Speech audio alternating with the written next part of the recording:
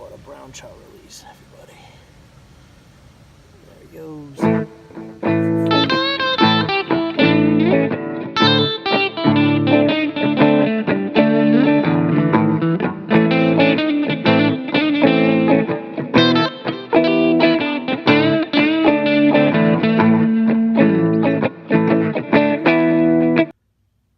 Hey guys, just doing a quick bugger video for you here. I've already got my marabou tail wrapped. You can see that here.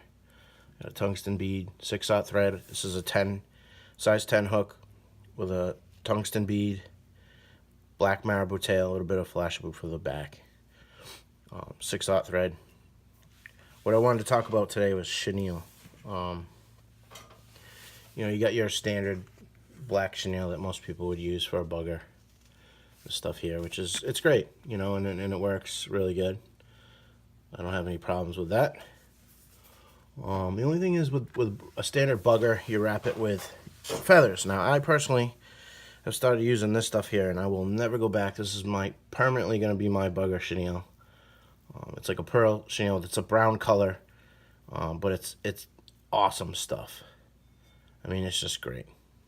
Now, what I do here, I've already gone ahead and done it, is just same as your regular chenille. I've pulled off just that little, let's see if I can get this to focus here, with that little piece of at the end there so you to tie in. What I do is I'll tie it in here.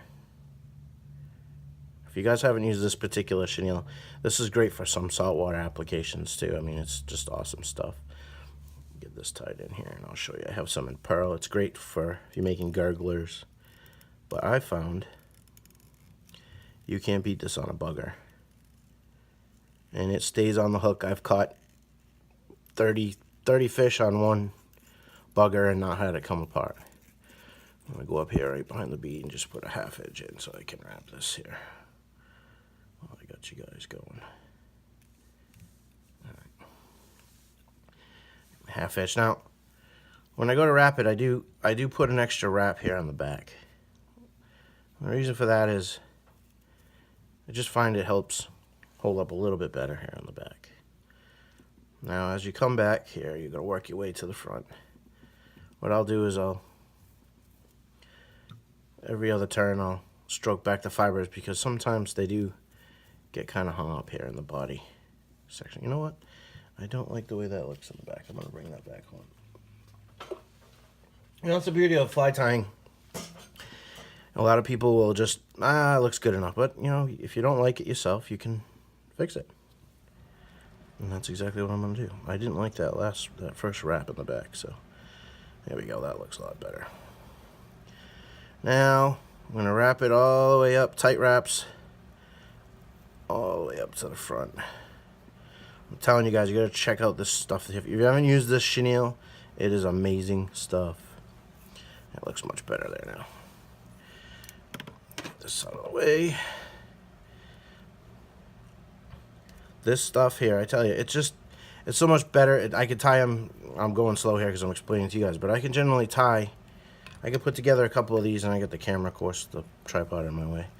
I can tie, you know, a dozen of these in a very short period of time. And I go through them. The tails get beat up. That's the only thing on them that does get beat up. Well, sometimes I'll wrap I go to wrap my final wraps. I'll pull that chenille back just a little bit. I want to get a bunch of wraps behind that bead. Secure and tight, because I am using a thinner thread, the 6/0. Come in here, cut that off. Just go one more wrap here, one or two more. Now what I do now you can see that thing looks, it's just amazing. The action it has in the water is awesome. Now I do this, some people don't. This is one of my preferred methods where I take my Sally Hansen's, hard as nails, and I'm going to come in here. And what I'm going to do is I'm going to hit this with a little bit of Hansen's before I do my whip finish. Now, the beauty of that, another tip, some people do it, some don't, is you can see that Sally Hansen's on the thread.